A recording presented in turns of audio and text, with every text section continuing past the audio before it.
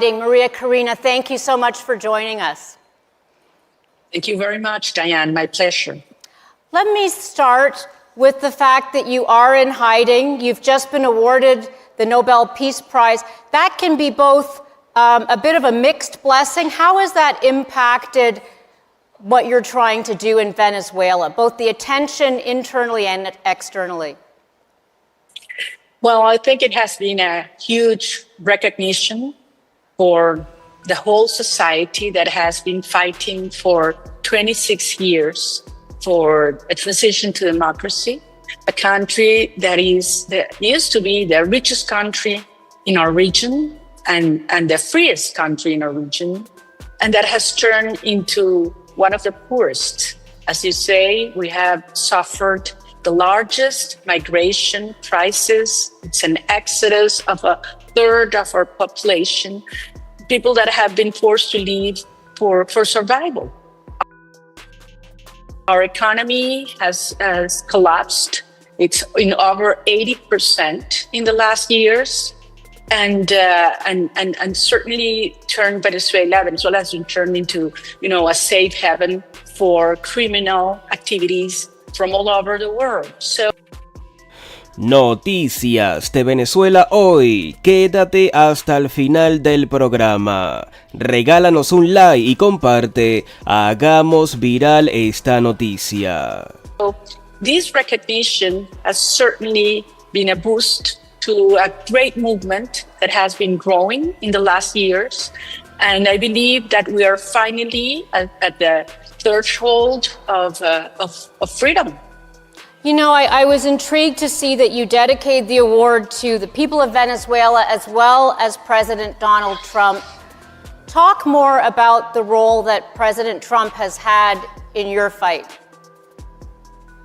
Well, as I said, for many years, we have, demanding the international community to realize that we're not facing a conventional dictatorship, that the regime in Venezuela had turned into a criminal structure, a narco-terrorist structure.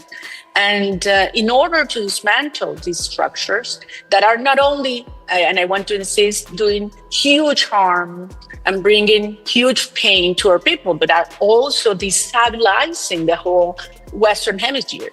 And the only way to really, dismantle them is you need to cut the inflows that come from criminal activities such as drug trafficking, gold smuggling, arms smuggling, even human trafficking. So finally, we're seeing in this administration with the leadership of President Trump, the vision and the clarity to cut those inflows from coming into that regime. So that's why we're seeing this unique opportunity, very close to in our future, in terms of a peaceful transition to democracy once the regime finally realizes that it's over. And I think that's already happening.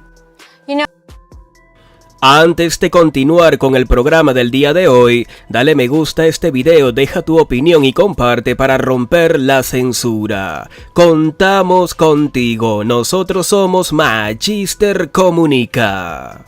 So that we'll talk about the peaceful transition and what your vision is. Let's start with the fact that the U.S. has now blown up, I believe it's 10 boats off Venezuela, using the same language you've used with regards to narco-terrorism. Do you think that is a good strategy? How do you feel about the U.S. taking that sort of action? Well, I have been very clear in this matter. It was Nicolás Maduro who started this war. We, the Venezuelan people, do not want a war. We want to live in peace. But we understand that in order to live in peace, it requires freedom. And when you face a structure that is as I say, narco-terrorist structure, in order to gain freedom, you need strength. So it was Nicolás Maduro who started this war, and he has been offered all along this way since we won by a landslide a presidential election last year. He has been offered for a negotiated transition. It has been Maduro who has refused and who has stayed in power through the most brutal repression campaign. I think, let me just pause a second. We will talk about Maduro, but I am curious just about the U.S. action, the action that has been taken so far. I know warships have been sent down, and that sends a very powerful message. Do you think that it is right for the U.S. to be blowing up those ships? I'm not saying that with any bias. I just want to hear your thoughts because it's something that's been debated a lot in other parts of the world. Look, I'm going to insist in this point. Maduro is the one who has been declaring a war towards our people through state terrorism and a war against the Western Hemisphere democratic nations through narco-terrorism. So he knows the consequences and he has been warned to stop this. So it is his responsibility and it is still his opportunity to stop this from keep on happening. If President Maduro does not agree to a peaceful transition, do you think it's appropriate for the U.S. to take military action to oust Maduro? I think that the pressure should be progressively increased. This escalation will bring, at the end, what we all need and demand, that is that the support that the few top brass military and frontmen and financial enablers Maduro still has will leave him. And I think that's the most probable scenario in a very short term. What would be your advice to President Trump at this point? And then I'd like to move on to the rest of the world, of course, because I know that this could be a global engagement. What's your advice to him in terms of the action that should be taken to get where you want to go? Yes. Contamos contigo, hagamos tendencia esta noticia. Suscríbete al canal, dale me gusta y comparte. Well, we have, as I said, for a long time asked that the approach should be using law enforcement. So what we are asking all democratic countries around the world is to have a full disclosure of all the information they have regarding all the crimes Nicolás Maduro and his cronies have committed. I mean, I want to insist on this. Much of these resources from, gold trafficking, human trafficking, drugs end up in financial systems around the world. And these create, horrible incentives. So it is a moment to make this all, full disclosure, make it public, and let the world know the truth, and let the Venezuelan people learn the truth.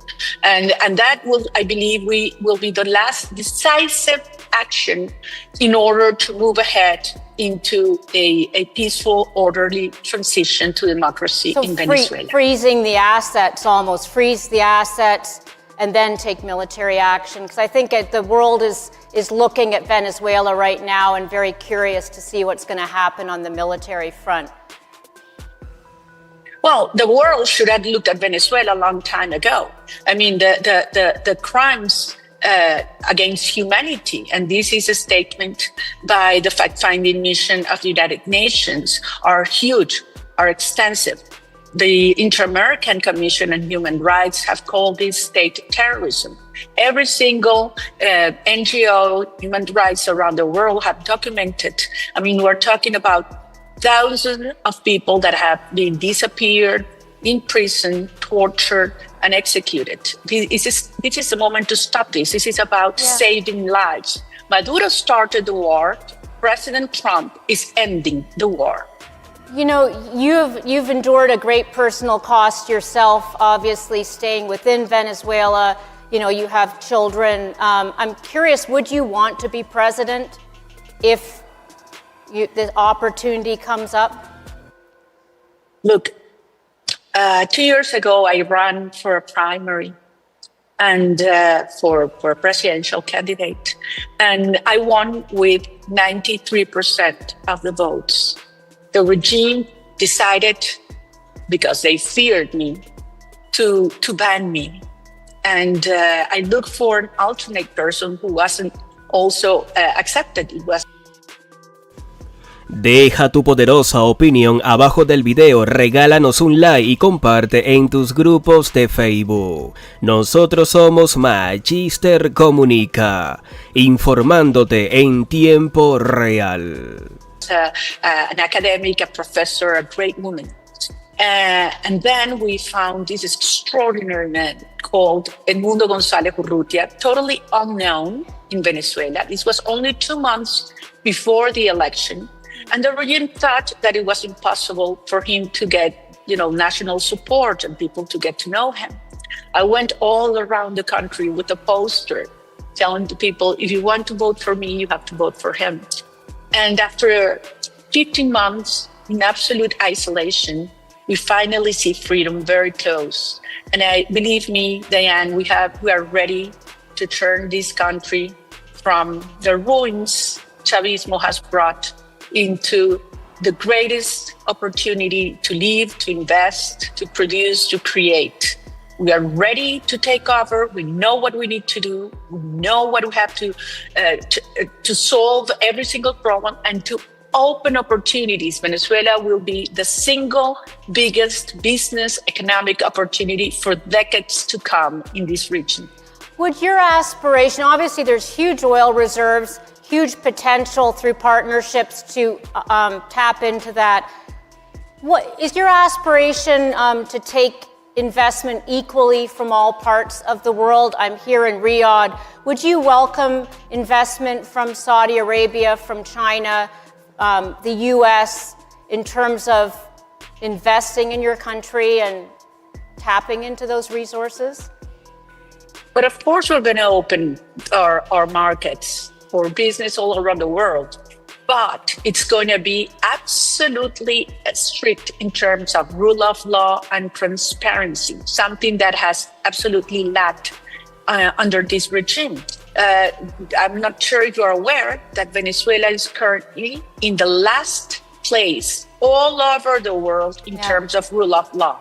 The last place, and that's one of the most important transformations we're going to do starting from day one, so that anybody that invests in Venezuela knows that there are clear, strict, stable rules, that we're going to have great fiscal incentives. We're going to make Venezuela super competitive. We're going to open markets that have been kept for the state, solely for the state until now. And certainly we're going to turn this country that has not only huge natural endowments and infrastructure and unparalleled geographic location, but the most important, our talent, our human talent.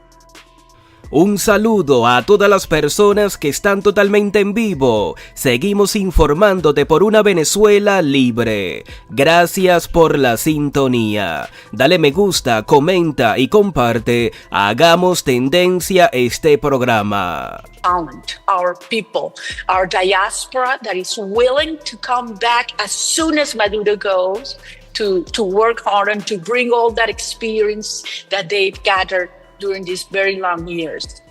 How important is it to you to be one of the leading fossil fuel powers? Talk a little bit about your vision for the energy sector.